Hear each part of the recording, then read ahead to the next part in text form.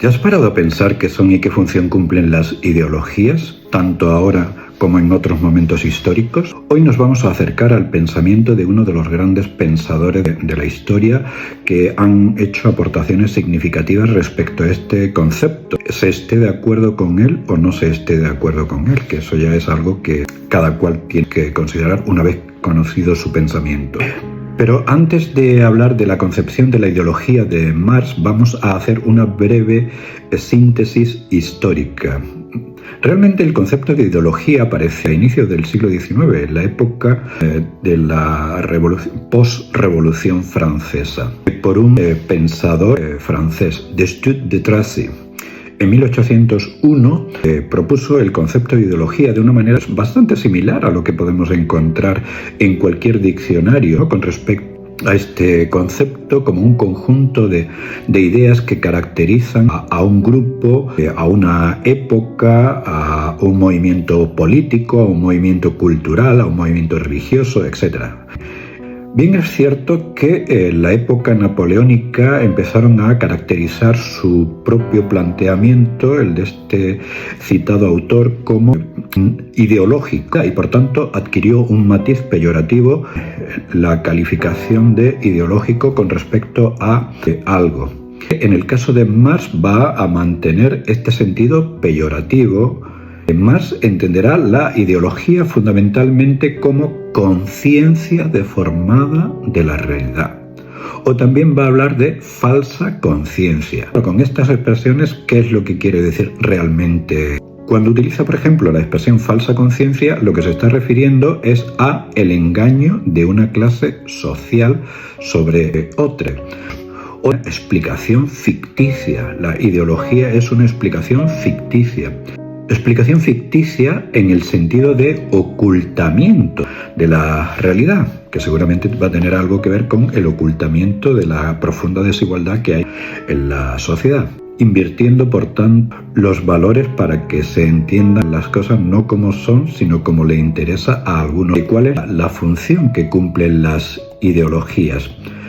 Lo primero que habría que tener claro es que la ideología predominante en una sociedad es la ideología de la clase social dominante en esa sociedad.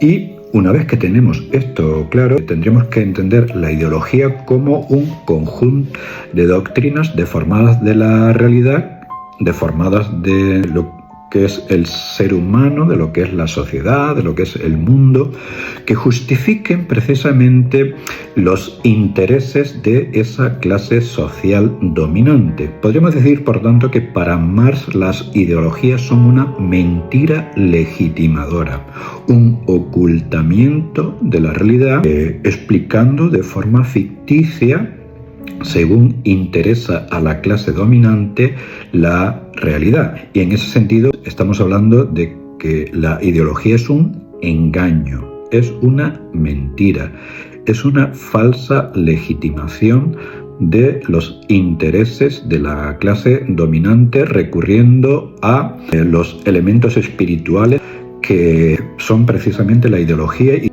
que están presentes en cualquier modo de producción o infraestructura social. Porque recordemos que Marx decía que la base económica, la infraestructura, requiere de una superestructura o elementos espirituales e ideológicos que justifiquen, que legitimen, que engañen, que expliquen ficticiamente esa forma de producir, esa forma de reparto, etcétera, que hace que unos sean los grandes beneficiarios y otros sean los grandes perjudicados en la sociedad. Y esto especialmente en un sistema económico como el que Marx critica, en el sistema capitalista, que considera que es irracional e inmoral. Nos podemos preguntar entonces cuál es el origen de las ideologías. El origen de la ideología está en la división del trabajo, dirá Marx, en manual e intelectual. Los ideólogos tienen un trabajo, por tanto, exclusivamente intelectual, exclusivamente teórico, dirá Marx, crea unas teorías puras, unas teorías abstractas, unas teorías que explican de forma ficticia la realidad, pero que no responden a lo que es la realidad en sí misma, y que más bien es producto de la imaginación de los ideólogos y producto de los intereses de la clase dominante. De tal manera que podía ser perfectamente normal en la época de Roma, del Imperio Romano, que se aceptase como natural, como normal, la existencia de la esclavitud. ¿Por qué? Pues sencillamente porque eso era algo que formaba parte del sistema productivo de aquella época y había que crear los elementos ideológicos correspondientes para que se considerase y se viese como algo totalmente normal. Vamos a poner algunos ejemplos para ver a qué se está refiriendo Marx. Vamos a empezar por la ideología política. Pues como cualquier otra ideología, dirá Marx, es una forma de falseamiento de la realidad. Algunos ejemplos que se pueden citar, nos podemos ir a la historia de las constituciones y en las distintas constituciones podemos encontrar grandes palabras, grandes afirmaciones, como por ejemplo el pueblo es soberano, todos somos libres e iguales, y tantas otras afirmaciones que Marx dirá son un falseamiento manifiesto de la realidad, porque son algo puramente formal, pero algo que no llega al ser humano real y concreto. Pensemos en las condiciones de vida del siglo XIX en plena revolución industrial, cuando el proletariado vivía para trabajar y las jornadas laborales eran interminables. Difícilmente las condiciones de vida eran unas condiciones de vida que podamos decir que son similares a las de la burguesía capitalista. Por tanto, decir que todos somos libres e iguales es un falseamiento manifiesto de la realidad. Otro posible falseamiento que encontramos en Marx es cuando se afirma que el Estado es un árbitro imparcial entre las diferencias de los distintos grupos y personas. La realidad, dirá Marx, es que se trata de algo bien distinto. Se trata de un instrumento al servicio de la clase dominante.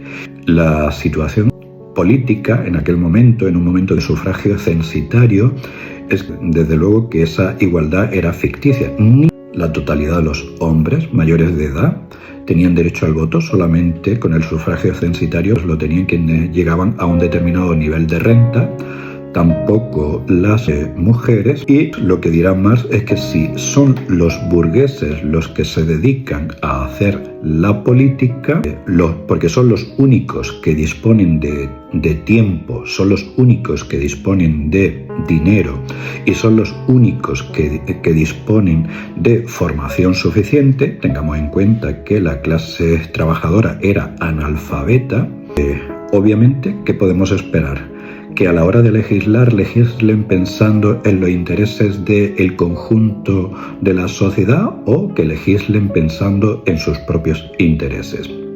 Por tanto, parece claro que en el caso de la política no faltan ejemplos de esa burda explicación ficticia recurriendo al engaño por parte de la clase dominante. ¿Qué pasa si hablamos de la ideología religiosa? En el caso de la ideología religiosa, dirá Marx, sus objetos son imaginarios. Todavía peor que en el caso de la política, porque en el caso de la política por lo menos había una mentira, pero una mentira que se refería a objetos realmente existentes. Pero en el caso de la religión, no olvidemos que Marx va a ser un pensador ateo, porque él es un pensador del siglo XIX y en el siglo XIX irrumpen los ateísmos con fuerza y él será uno de los representantes del ateísmo. Y dirá, por tanto, que la ideología religiosa crea sus propios objetos, ¿no? Cuando se habla de Dios, cuando se habla de los ángeles, de los arcángeles, del paraíso, de la vida eterna, de la Santísima Trinidad, etc., pues según Marx estamos hablando de algo que es pura ficción, algo que es una ilusión, algo que es una mentira legitimadora y una mentira pues para ilusionar a la clase oprimida para que acepte las injusticias en este mundo, pensando que la auténtica justicia, la justicia eterna, estará más allá de la muerte, en un mundo eterno. Pero un mundo que realmente no existe, considera Marx. También cuando la propia religión pues condena la violencia, pues está imposibilitando que el proletariado haga la revolución para conseguir una sociedad más justa, considerará Marx, ¿no? Sin embargo, también hay otros momentos en los que hace referencia a algunos aspectos positivos de la religión, por ejemplo, que todos, en tanto que hijos de Dios, somos iguales ante Dios, etc., ¿no? Eso es algo que será considerado pues, positivamente por parte de Marx. También la filosofía va a tener su repaso en Marx, ¿no? La filosofía pues, considera Marx que se ha ocupado de problemas extremadamente abstractos, de posiciones en muchos casos idealistas, que lo que hacen es falsear la realidad, olvidar cuáles son los problemas reales del ser humano concreto y centrarse en cuestiones que no afectan a la vida material. No olvidemos que Marx era un pensador materialista y no afectan al ser humano real y concreto. En ese sentido, recordemos la frase de Marx de: los filósofos hasta ahora se han dedicado a interpretar el mundo. De lo que se trata es de transformarlo. Y precisamente pues, la filosofía de Marx pretende ser eso, una actividad práctica, una actividad transformadora, una manera de entender la filosofía no simplemente como quedarse en la simple teorización, el ser simple espectador del mundo, sino que de lo que se trata es de examinar, analizar, conocer rigurosamente cómo está funcionando el mundo para ocuparse de los cambios sociales, para mejorarlo, ¿no? Habíamos dicho que las ideologías eran mentiras legitimadoras, que esa es la función de las ideologías: ponerse al servicio de los intereses de la clase dominante. Vamos a pararnos a pensar con respecto a los intereses de la clase dominante, hasta qué punto a lo mejor estamos aceptando cosas que difícilmente serían aceptables si nos parásemos a pensar racionalmente al respecto.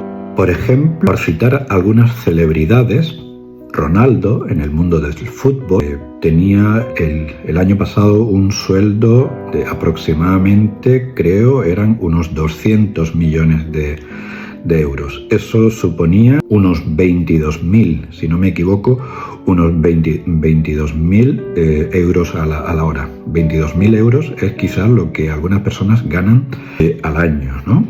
Otro ejemplo también de una personalidad célebre, Elon Musk, el señor más rico del mundo, cuando estaba en su máximo esplendor hace unos meses la bolsa, pues tenía una fortuna suficiente como para poder gastarse $1 millón durante 1100 años. Claro, no sé si alguien vive 1000 años, no sé si él podrá permitirse el vivir 1000 años. Recordemos que incluso un pensador como John Locke, el creador del liberalismo clásico, gran defensor de la propiedad privada, sin embargo, planteaba que la propiedad privada también tiene que tener límites. Y esos límites están, por ejemplo, en lo que una persona puede disfrutar. ¿Qué sentido tiene tener esas cantidades de millones de dólares que obviamente, si es para 1000 o más de 1000 años, pues no va a poder disfrutar el señor Elon Musk? ¿Será quizás para que sus hijos y sus nietos y sus bisnietos y a saber quiénes más vivan de las rentas sin tener que hacer nada? ¿Es esto justo? Lo pregunto porque me parece interesante también. Si el trabajo es algo fundamental, entonces es justo que alguien que no produce absolutamente nada, ¿no?, que pueda vivir de las rentas y que pueda haber generaciones, en el caso de las personas ultra ricas. Bueno, son algunos ejemplos. También en el mundo del cine se pueden poner ejemplos y y se podría en otros ámbitos también, ¿no? Lo que Marx nos viene a decir es que mientras eso ocurre por un lado, luego nos encontramos pues, personas tan necesarias como, qué sé yo, cirujanos, investigadores o incluso esos que se llamaban trabajos esenciales en la pandemia y que sin embargo estaban tan mal pagados, que vemos como hay unas diferencias astronómicas de unas personas a otras, de unos trabajos a otros. Estamos viendo claramente que se trata de un sistema económico irracional, de un sistema económico incluso inmoral, injusto y, claro, ¿qué función tiene la ideología? Pues tapar todo eso. La ideología es necesaria para ocultar las grandes injusticias y para que nos parezca normal lo que probablemente no es normal y para que se consideren unos intereses como universales cuando realmente son unos intereses particulares de una clase privilegiada muy concreta. Un ejemplo que es un claro producto de la ideología, según Marx, podría ser lo que actualmente se denomina un obrero de derechas. ¿Qué sentido tiene que una persona vote, defienda opciones ideológicas que van totalmente en contra de sus intereses, que no defienden para nada sus intereses? Desde la perspectiva de Marx sería un claro ejemplo del éxito, el éxito que tienen las ideologías, de ocultarnos la realidad, de engañarnos hasta el punto de aceptar, por la falta de conciencia de clase, cuáles son los intereses de el conjunto de la ciudadanía y desde luego de la clase social menos privilegiada con respecto a la ideología que triunfa en nuestro tiempo, en la actualidad, en el siglo XXI, por cierto, es el neoliberalismo. El neoliberalismo que se caracteriza, entre otras cosas, por un individualismo feroz, por una supuesta meritocracia, que habría que pararse a pensar, y algunos teóricos lo han hecho muy bien, sobre si es real o no es real, y una supuesta meritocracia que nos lleva a pensar que personas que tienen grandes fortunas son fruto de su esfuerzo, cuando habría que ver si realmente no hay detrás de eso muchas otras personas que son las que han permitido que esa persona logre el éxito que llega a tener. Adiós. Uy, no. ¿Llegará algún momento en que desaparezcan las ideologías? Realmente Marx dirá que sí, que efectivamente pues puede haber un momento en el que desaparezcan las ideologías, cuando ya no sean necesarias. Porque tanto en su obra El Capital como en el manifiesto del Partido Comunista, él considera que llegará un momento en que ya se habrá instaurado la sociedad que él promueve y ya no será necesario crear ideología, ya no será necesario crear mentiras legitimadoras, mentiras que oculten la realidad.